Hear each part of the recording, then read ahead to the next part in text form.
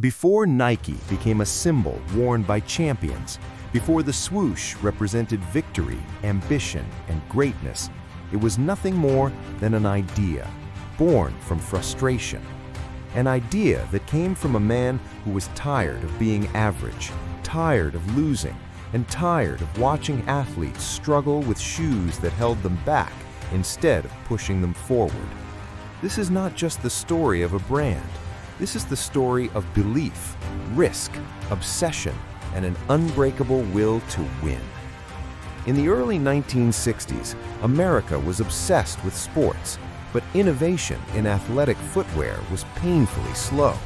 Most high-quality running shoes came from Germany, expensive and out of reach for many athletes.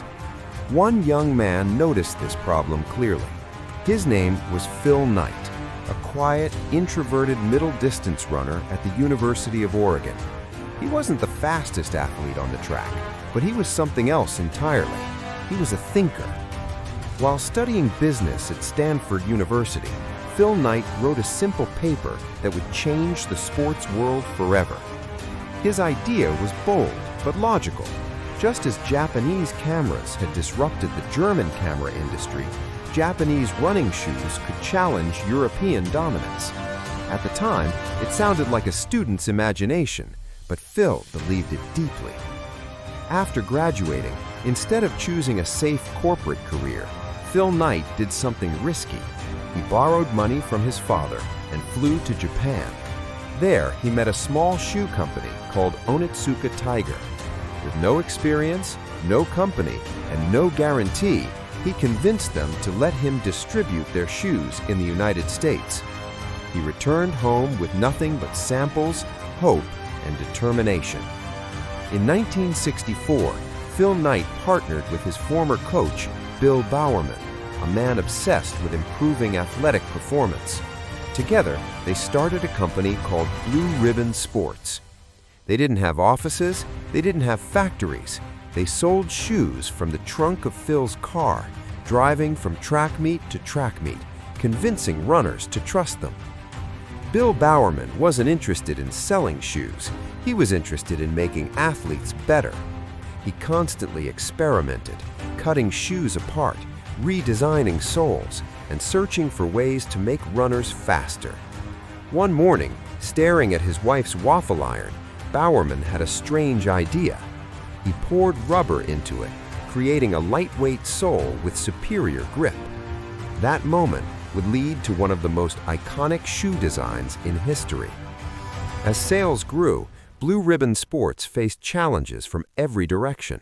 Cash flow problems, legal disputes with Onitsuka Tiger, and fierce competition nearly destroyed the company multiple times. But instead of quitting, Phil Knight made the boldest decision of his life. He cut ties with Onitsuka Tiger and decided to create an entirely new brand. In 1971, that brand was born. They named it Nike, after the Greek goddess of victory. A young graphic design student was paid just $35 to design the logo, a simple curved line symbolizing motion and speed. That logo would later become one of the most recognizable symbols on Earth, the swoosh.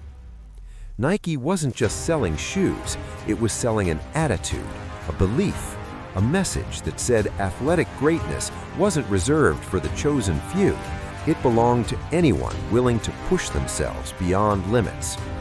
Nike's big breakthrough came when they began sponsoring athletes. They didn't just choose champions, they chose rebels, risk-takers, and rule-breakers. One of the earliest was Steve Prefontaine, a runner who competed with raw aggression and fearless confidence. He didn't just run to win, he ran to dominate. Nike built its identity around this mindset. By the 1980s, Nike was growing rapidly, but competition was brutal. Adidas and Reebok were dominating markets, and Nike was in danger of fading away. Then came a decision that would redefine marketing forever. Nike signed a young basketball player who had just entered the NBA. His name was Michael Jordan. At the time, Jordan wanted to sign with Adidas. Nike wasn't his first choice. But Nike saw something others didn't, not just talent, but cultural impact. When the Air Jordan shoes were released, the NBA banned them for violating uniform rules. Instead of backing down, Nike turned the controversy into a marketing weapon. The controversy exploded. Sales skyrocketed. A legend was born.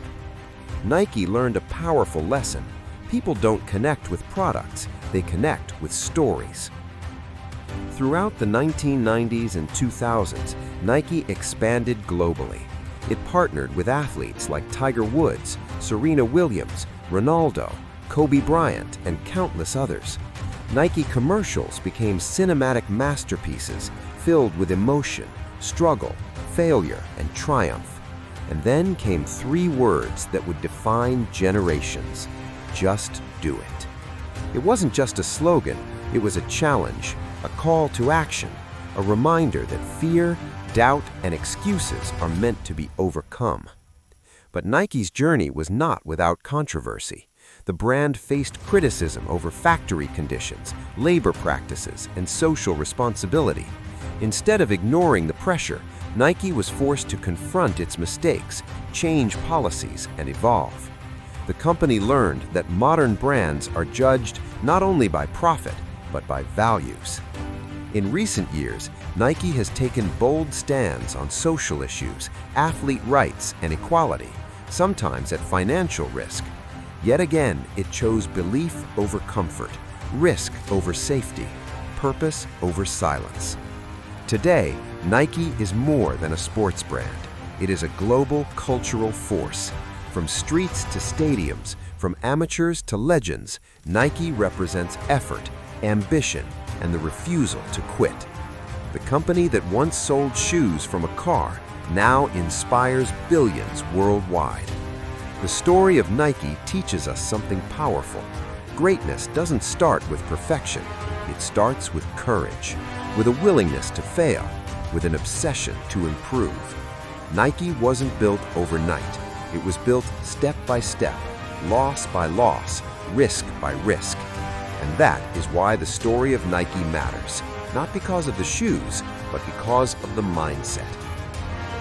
This documentary was brought to you by Explainary, a channel dedicated to exploring the stories behind the world's biggest brands, historical events, famous personalities, and powerful ideas that shape our world. If you believe stories can inspire change, if you want knowledge that goes deeper than the surface, then Explainary is the place for you.